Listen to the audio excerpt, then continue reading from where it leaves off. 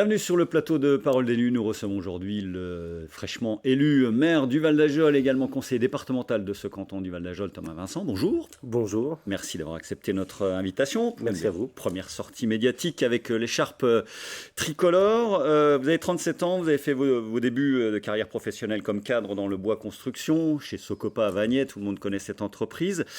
Et puis aujourd'hui, vous êtes un homme politique à plein temps, on peut dire ça comme ça. C'est un risque, forcément, puisque ça peut s'arrêter après chaque élection, un risque calculé. Oui, c'est un risque, tout à fait, vous avez raison, mais c'est un choix surtout, voilà, c'est un choix de s'investir pour la localité, enfin pour les habitants sur le territoire du Val-d'Ajol et puis autres avec bien sûr le département depuis 2021. C'est un choix mesuré, c'est des décisions qui ne sont pas faciles à prendre quand même, hein, quand on décide, donc comme vous l'avez dit, j'étais à Socopa pendant 16 ans, voilà, je suis rentré, j'avais 20 ans, et bon, bah, c'est sûr qu'au bout de 16 ans, c'est un choix qui n'est pas évident, puisqu'on fait sa place aussi dans l'entreprise, hein, c'est une entreprise qui m'a permis aussi d'évoluer et puis de me cadrer professionnellement, quoi. Donc c'est sûr que c'est pas un choix évident, mais le jeu en vaut la chandelle quand même. Il est assumé, c'est clair. Vous êtes un non-aligné, comme beaucoup de la jeune génération politique. Vous n'êtes pas encarté dans Non. aucun parti en tous les cas. Est-ce que pour autant, il y a des hommes, des femmes ou des idées qui sont à votre convenance aujourd'hui? Vous êtes estampillé divers droite, on va dire ça comme ça, plutôt centre droit. Oui. Qui trouve grâce à vos yeux dans le champ politique national aujourd'hui? Est-ce que Alors, pas grand monde, malheureusement. Pour être tout à fait franc, c'est vrai que le fait de s'encarter ou pas, bon, moi ça n'a même pas été un sujet de discussion, c'était non dès le départ, parce que, bon, on à a mon, toqué à votre porte, j'imagine, quand on commence à avoir une petite carrière politique? oui, tout à fait. Après, voilà, je pense que je me suis déclaré divers droite parce que voilà, je pense qu'il est important de montrer sa sensibilité politique quand même, sans pour autant aller plus loin dans la démarche de s'encarter, puisque je trouve qu'à mon niveau, s'encarter n'est pas forcément utile. Oui, C'est oui. pas ma priorité. Alors ceci étant, quand on se dit divers droite, on vient de voir le président Macron, ça peut être du Macron, de François Bayrou, Hervé Marseille. Où est-ce que vous vous situez quand même un petit peu? C'est vraiment centre droit C'est plutôt centre droit, oui. Oui, oui. Avec, voilà, j'ai plutôt une sensibilité, bon, bah, bien sûr, pour tout ce qui est social aussi, c'est important hein, quand même, hein, mais voilà, plutôt centre droit, des idées voilà, sur le développement économique, plutôt présentes. Ensuite, voilà, pas, par rapport à, par rapport à la politique Macron, voilà, je suis pas forcément fan, surtout quand on voit de quelle manière se passent aujourd'hui les débats à l'Assemblée nationale. Voilà, ça donne pas forcément envie de s'y intéresser plus que ça en tant que jeune élu, surtout qu'on a donc en tant que maire une tâche quand même assez prenante, assez importante. On va parler de vos indemnités, comme on le fait chaque lundi dans cette émission. On va voir le tableau. Elle s'élève à peu ou prou 1400 euros net en tant que maire et 1617 euros net, c'est la somme exacte en tant que conseiller départemental.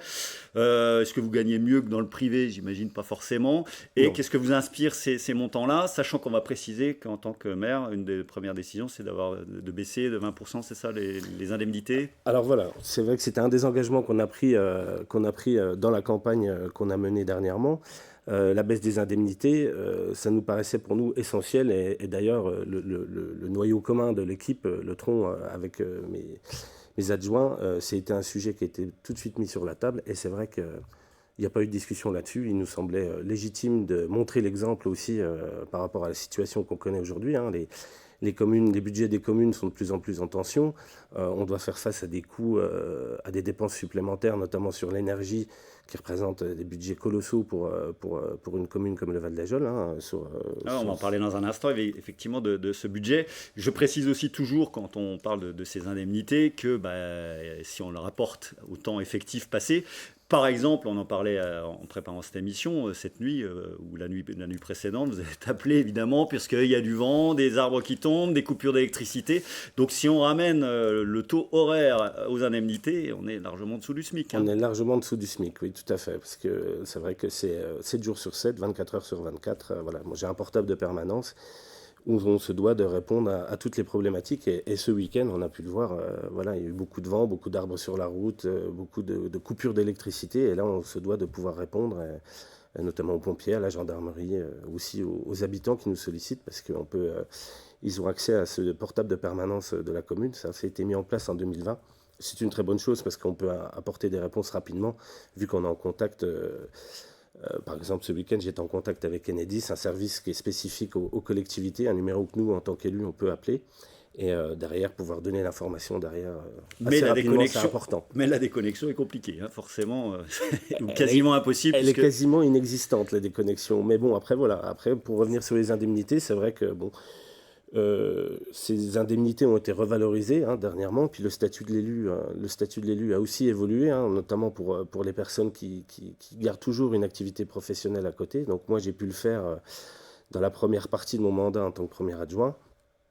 J'ai pu bénéficier Oui, c'est indispensable pour avoir un brassage social. Sinon, il faut être clair, sans vouloir caricaturer, on n'aurait que des retraités ou des gens Tout de à la fait. fonction publique. Très clairement, des jeunes comme moi ne pourraient pas s'investir dans la vie d'élu parce qu'on ne peut pas. Parce que, comme vous l'avez dit, on n'est pas sur les mêmes revenus que dans le privé. Ça, c'est clair. Évidemment. Et puis, quand on est jeune comme moi, voilà, on a des emprunts, on a des choses comme ça. Donc, il faut pouvoir calibrer tout ça. Évidemment. Alors, on va revenir sur la période troublée vécue dans votre commune depuis quelques mois. On va rappeler qu'en 2020, donc, votre équipe menée par Anne Girardin sort vainqueur des urnes en éliminant donc, Jean-Richard le maire jusque-là. Et très vite, des dissensions interviennent. Sur quel mode? Est-ce que c'est sur le fond des choses? Est-ce que c'est sur la forme? Et est-ce que ça a été récurrent? Est-ce que très vite, vous avez compris que ça ne le ferait pas? Comment ça s'est passé?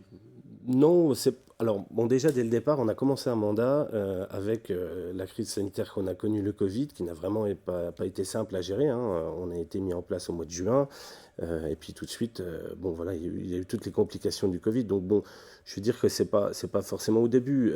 Donc vous êtes resté en phase quand même assez longtemps, l'équipe soudée? Bien sûr, bien sûr. Après. Comme vous le dites, c'est plus sur la forme que sur le fond. Sur le fond, sur ce qu'il y a à faire pour la commune du Val d'Ajol et les besoins de la commune et des habitants, on était parfaitement alignés. Oui, la feuille de route a été faite collectivement. La feuille de route, elle a été faite collectivement, donc il n'y a aucune raison que je revienne dessus. Mais voilà, c'était plus sur la forme, sur la gestion avec la minorité, où dès le départ, c'était compliqué. Bon, une minorité fait son travail de minorité, bien sûr, mais je crois qu'à un moment donné, il faut savoir prendre du recul et puis poser les choses quand il y a des problématiques, des tensions. Et je crois que la première des missions d'un premier magistrat, c'est de faire en sorte de lisser ces... Donc vous êtes en train de pointer un manque d'écoute, clairement, d'Anne Girardin, de la part y compris de sa majorité au fil du temps. Oui, parce qu'au final, voilà, il y a eu plusieurs démissions tout au long de ces trois dernières années, donc qui ont abouti à une démission plus importante d'une grosse partie de l'équipe, puisqu'il y a 20 personnes de la majorité qui ont démissionné, et puis 5 de la minorité. Oui, ça rappelle vraiment Charme, c'est quasiment le On même. est sur, très franchement, la première fois que j'ai vu l'article de Charme concernant les problématiques au sein du conseil. Je dis, tiens, on n'est pas tout seul. Je me suis dit, voilà, on n'est pas tout seul, tout le monde peut avoir des problèmes. Bon, après, voilà, je pense que les problèmes, il faut savoir les régler et puis avancer. L'important, c'est ça. Alors on va parler du collège évidemment dans un instant, qui aura mis en exergue aussi ces premières tensions, qui est un dossier majeur évidemment. On va quand même évoquer l'élection tout de suite, qui sentait bon, il faut être clair, dès le soir du premier tour. Vous êtes passé à quelques voix près d'une élection dès le premier tour, vous avez été surpris? Oui, parce qu'à 16 voix près, on passait au premier tour. Donc c'est vrai qu'on s'attendait à avoir un bon résultat, puisque la campagne qu'on a fait, c'était une campagne de terrain. On avait beaucoup de bons retours. Campagne propre Campagne propre. Il n'y a pas eu de dénigrement ou de choses qui sont allées dans le caniveau, comme on dit? Pas de notre part, ça c'est clair. C'était une des consignes aussi qu'on s'était tous données. C'était, les maîtres mots étaient l'apaisement, pas de dénigrement et voilà, rassembler. C'était surtout ça aussi qui était important. Donc on a eu un signe, on a eu un signe fort quand même quand on a monté cette équipe, que si j'ai réussi à récupérer des gens qui étaient dans la minorité, pardon, et qui avaient la même volonté que la mienne, c'était d'apaiser et puis d'avancer, d'aller de l'avant pour le Val d'Ajol. Alors, apaisement, vous avez cité le mot depuis 3-4 reprises. Dialogue et apaisement, aujourd'hui, c'est votre feuille de route sur la forme. En tous les cas, on va parler du fond dans un instant. Sur la forme, c'est exactement ça. La population est divisée aujourd'hui, c'est étendu au Val d'Ajol? La population a été divisée, oui, par rapport à la crise qu'on a connue avec le collège. Aujourd'hui, voilà, je pense qu'avec l'équipe, on a réussi à montrer qu'on était prêt à rassembler justement et à écouter tout le monde. Et ça, c'était vraiment important. Les Ajolais avaient besoin d'entendre ça. Et maintenant, ils ont besoin de le voir. C'est ce qu'on est en train de mettre en place et c'est le plus important aujourd'hui. Alors, en quelques mots, donc votre feuille de route aujourd'hui, c'est 12 actions. On ne va pas les citer toutes. Avec ce budget de 10 millions, c'est quoi les axes majeurs? Alors les 12 actions, voilà, on a voulu être très pragmatique dans notre campagne, puisque voilà, on sait qu'il nous reste 2 ans et demi, et en 2 ans et demi, bon bah voilà, on ne peut pas faire de miracle, ça ne sert à rien de faire des grandes feuilles de route. Mais on a, voilà, la commune est engagée dans Petite Ville de demain. Donc ça, c'est déjà un dossier très important. Je veux dire, la Petite Ville de demain, ça engage la commune sur des années en termes d'investissement. Puis la feuille de route est plus ou moins écrite avec ce programme-là. Il y a beaucoup de projets qui sont en cours, qui sont déjà engagés, qu'il faut expliquer à l'ensemble de la liste, hein, parce qu'on a des conseillers sortants, mais on a aussi, voilà, Des novices. on a aussi des novices qui ont besoin de comprendre tout le fonctionnement du conseil. Donc c'est là aussi qu'il faut savoir faire un rétropédalage quand on a déjà été élu depuis 3 ans, prendre le temps de bien expliquer et puis La d'intégrer tout pédagogie le monde. de tout La ça. pédagogie, voilà, parce que Alors, on va parler, on tourne autour depuis un petit moment du collège, qui est évidemment le dossier central. La politique, c'est aussi du courage parfois, qui consiste à dire aujourd'hui, peut-être clairement, que ce collège ne rouvrira jamais en l'état avec 120 élèves. Est-ce que c'est quelque chose que vous assumez aujourd'hui en disant clairement, ce collège ne rouvrira jamais? alors, bien sûr, c'est une décision que j'assume aujourd'hui en tant que conseiller départemental en place, mais voilà, si on reprend l'historique du collège, bon, l'assumer c'est une chose, emporter toute la responsabilité de cette situation à l'instant T, non, certainement pas, puisque ce qui est malheureux, c'est que je pense qu'on a considéré ce collège au Val d'Ajol comme un acquis qui ne bougerait jamais, sans se soucier forcément de la baisse d'effectifs. Hein, enfin, les collégiens, aujourd'hui, on baisse en termes d'effectifs, mais c'est valable sur tout le département, puis d'autres départements voisins. Hein. Nous, on est très proche de la Haute-Saône. En Haute-Saône, ils ont exactement le même problème. Voilà, aujourd'hui, en l'état, on a eu les réponses de l'Éducation nationale, du conseil départemental, où à reconstruire un collège pour 120 élèves, c'est non. Malheureusement. Donc, On va repréciser que c'est un problème technique au départ, que c'est une fissure, un problème vraiment purement technique. C'est sur un problème de sécurité que le président du département a pris la décision de fermer. Bon, bah, moi, malheureusement, je ne peux pas, sur une décision comme celle-là, je ne peux pas remettre en cause l'étude qui a été faite et puis remettre en cause la décision, qui est une décision de responsabilité aussi. Il nous reste 2 bonnes minutes, on va poser des questions précises. Ça se passe comment aujourd'hui avec ce transport à Plombières? Visiblement, les échos sont plutôt favorables, ça se passe plutôt bien. Alors, les élèves sont très bien à Plombières, enfin, ils s'y sentent bien. Enfin, l'équipe pédagogique travaille énormément là-dessus aussi. Le transport reste, pour un certain nombre d'élèves, assez long. Malheureusement, bon, depuis 1 an, on a quand même réussi à travailler avec la région, avec le département. Pour cette année, on a réussi à rajouter un bus supplémentaire qui permet de raccourcir certaines tournées. Mais bon, il faut quand même bien prendre en compte la situation géographique du Val d'Ajol, qui est quand même la commune la plus vaste du département, où, mais c'est sûr, les temps de transport, avec beaucoup de hameaux qui sont étalés un peu partout. Hein. Donc, oui, c'est sûr pour certains, il y a de la compressible, et c'est vrai que, bon, on rajoute...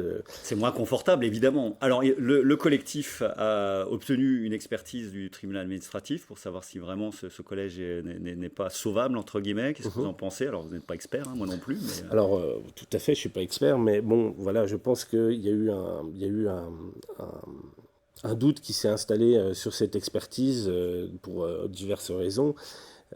Maintenant, je pense qu'aujourd'hui, cette contre-expertise, c'est une très bonne chose qu'elle se fasse, qu'on puisse régler le sujet une bonne fois pour toutes. Et passer à autre chose. On va préciser, passer à autre chose. On va préciser que vous êtes à la tête du comité de pilotage qui évoquera l'avenir. Alors en quelques secondes, qu'est-ce que pourrait être l'avenir? Est-ce qu'on parle notamment d'un pôle sportif au Val d'Ajol? Est-ce que ce bâtiment va être détruit et est-ce qu'on pourrait reconstruire quelque chose? On sait que vous avez besoin d'un gymnase notamment. Donc bon, là on va attendre du coup l'expertise pour savoir, pour connaître la destination du bâtiment qui vraisemblablement devrait être démoli par le conseil départemental. Alors ensuite, la première des questions qu'on s'est posées, c'est maintenant qu'est-ce qu'on peut faire pour notre jeunesse au Val d'Ajol?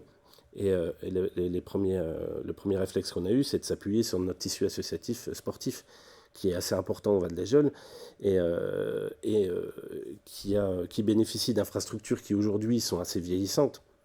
Et donc aujourd'hui, mettons-nous entre guillemets en ordre de marche pour pour mettre à niveau ces équipements sportifs qui en ont grandement besoin. Avec une équipe de basket qui pourrait monter. D'ailleurs, il y a un derby intéressant qui se jouera samedi contre le BCGE. Donc on a compris qu'on est sur une nouvelle donne et qu'on va essayer de trouver des pistes. Tout dernier mot sur la démographie. Le Val d'Ajol, c'est presque 4000 habitants aujourd'hui. Il y a un frémissement. Ça veut dire qu'il y a des atouts. Comment vous entendez surfer un petit peu sur cette nouvelle vague ? Bien sûr. Alors, le Val d'Ajol bénéficie de beaucoup d'atouts. On a beaucoup de services de proximité, beaucoup de commerces. Des grandes entreprises de billets, des grandes entreprises comme de Buis, mais pas que. On a un tissu d'artisans et de commerçants assez important.